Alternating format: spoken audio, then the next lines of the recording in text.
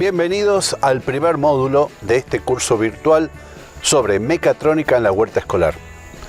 Aquí vamos a tratar sobre las placas Arduino, pero no vamos a ver la gran variedad que existen, sino solamente las más comunes en nuestro país, que son la Arduino Nano, la Arduino Uno y la Arduino Mega. Y también vamos a echar un vistazo, aunque no vamos a profundizar, en la STM32. Bien, sin mayor preámbulo, vamos directamente al módulo. Veamos ahora físicamente cómo se ven estas placas. Vamos a buscar en nuestra caja organizadora las mismas. En primer término vamos a mostrar la Arduino Nano, que es la más pequeña, pero no por eso deja de tener gran potencia y numerosos usos. Le sigue luego la más popular de todas, que es la Arduino Uno R3. R3 significa que es la tercera revisión de este circuito. Y tenemos posteriormente la más grande, que es la Arduino Mega, que tiene mayor cantidad de entradas, salidas, memoria y algunas prestaciones adicionales. Todas estas placas tienen algo en común: trabajan todas con microcontroladores Atmel y las tres realizan el mismo trabajo. Ahora bien, no todo el mundo de microcontroladores es Atmel. Aquí tenemos, por ejemplo, una STM32 que trabaja con una microcontroladora de marca Cortex-M, fabricado por la firma ARM, que se especializa en microprocesadores y microcircuitos para celulares y también para placas controladoras. Como podrán ver, todas hacen lo mismo. Ahora bien, ¿qué es una microcontroladora? ¿Para qué sirve? ¿Cómo es que realiza su función? Bien, hay que entender que el modelo de trabajo con una microcontroladora parte de un supuesto esencial. Toma condiciones del medio ambiente o de algún objeto en particular, es procesado dentro de la placa de microcontroladora y tiene una salida que puede ser una salida digital, analógica o pseudoanalógica, y que puede accionar lo que se conoce como un actuador, es decir, algo que realice una acción. Por ejemplo, activar un motor, encender unas luces, hacer algo. Entonces, el esquema de trabajo es así. Tenemos sensores que son transductores de una realidad que es ajena a la placa, el exterior, digamos. Tenemos la controladora o microcontroladora, porque es pequeña, que vendría a ser la placa Arduino con todos sus componentes, y una salida que puede tener una salida, digamos, virtual, como información, por ejemplo, temperatura, humedad, presión atmosférica, un número en una escala, o bien una acción física mediante un actuador. Vamos a repasar esos conceptos a continuación. Veamos ahora cómo funciona la familia de placas microcontroladoras de Arduino. Aquí tenemos los tres ejemplos que son los más populares y conocidos en nuestro país, que son el Nano, el Uno y el Mega.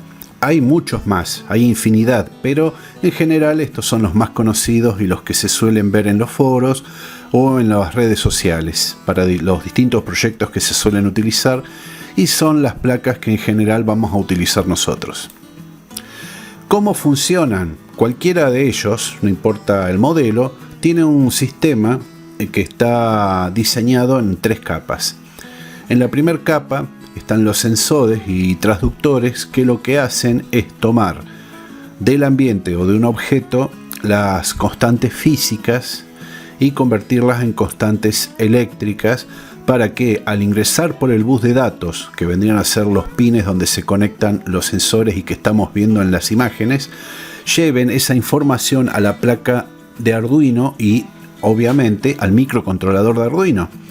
El microcontrolador en realidad es un microprocesador, nada más que posee capacidades un poco más reducidas que una computadora.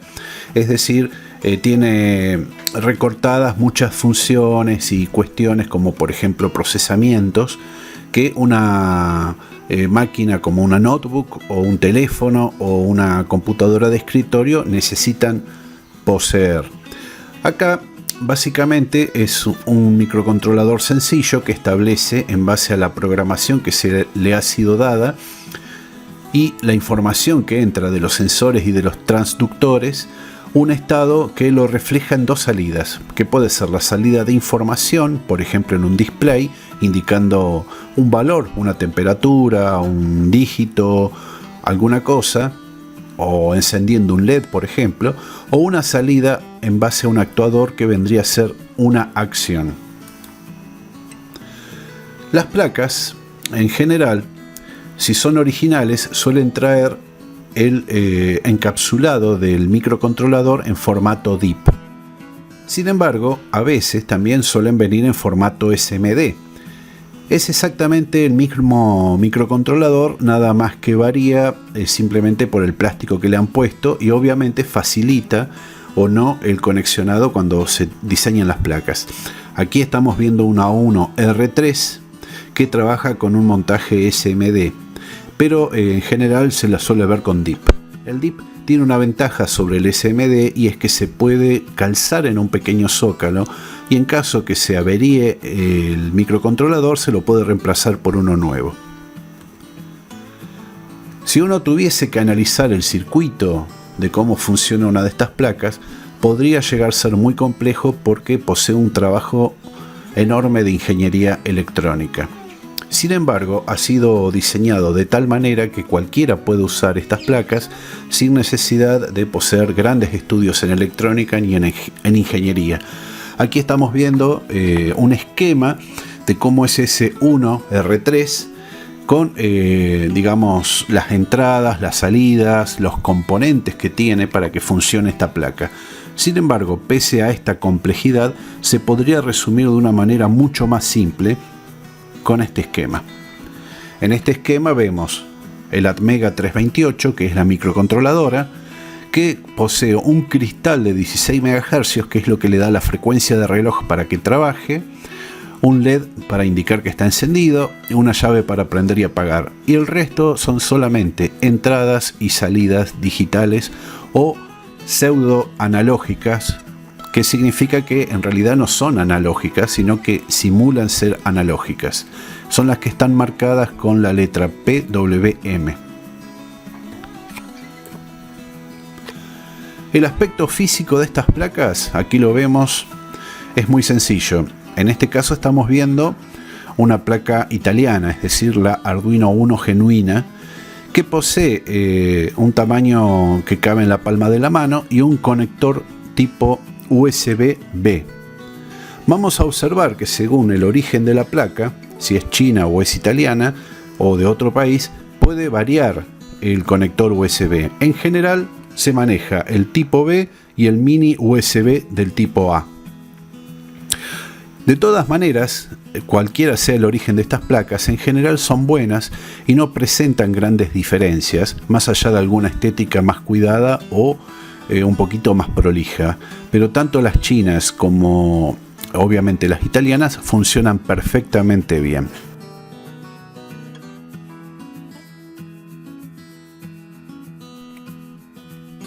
A continuación vamos a ver los componentes que conforman la placa Arduino Uno.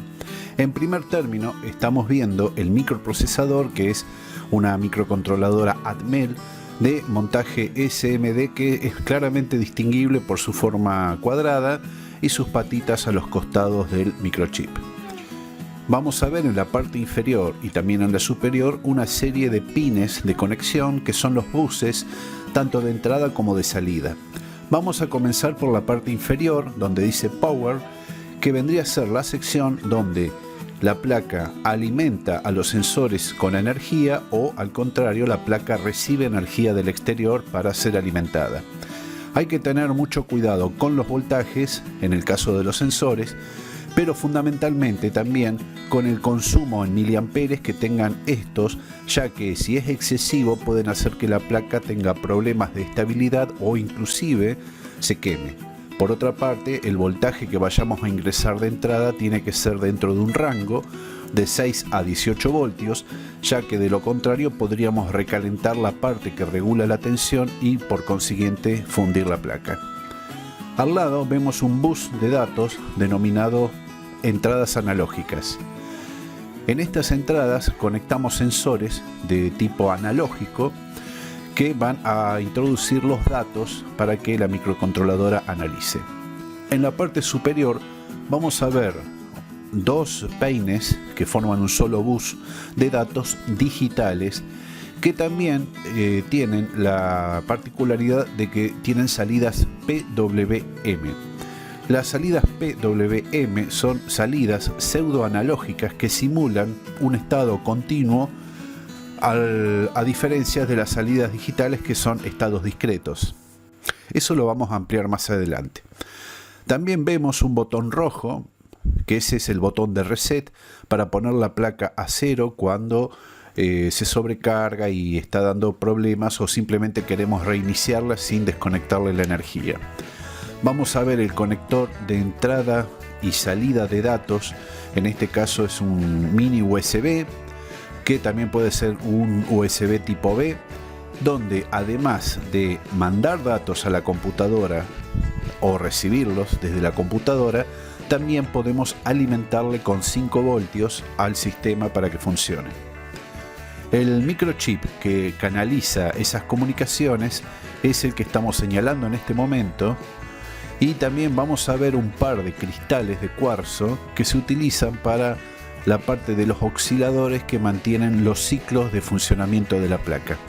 La placa necesita tener un reloj interno que no necesariamente es un RTC, o sea un reloj de tiempo real, que lo que genera es una frecuencia de ciclos para que las órdenes de entrada y salida tengan digamos un orden y tengan una salida adecuadas. Ahora estamos viendo la parte de regulación de tensión con dos dispositivos que son muy característicos porque poseen una gran superficie de disipación, y la entrada mini plug con la cual podemos alimentar también desde 5 o 6 voltios hasta 18 voltios externamente a la placa. Es muy importante que no le demos voltaje de menos ni de más. Si le damos de menos, la placa es inestable y no funciona. Si le damos de más, los chips que regulan la energía se empiezan a recalentar y terminan quemándose. También vemos un par de condensadores, son esos dos círculos que estamos marcando, que sirven para filtrar la energía. Y por último, estamos viendo un peine de conexiones que es para ciertas características adicionales que cuando hablemos del pinout vamos a explayarnos.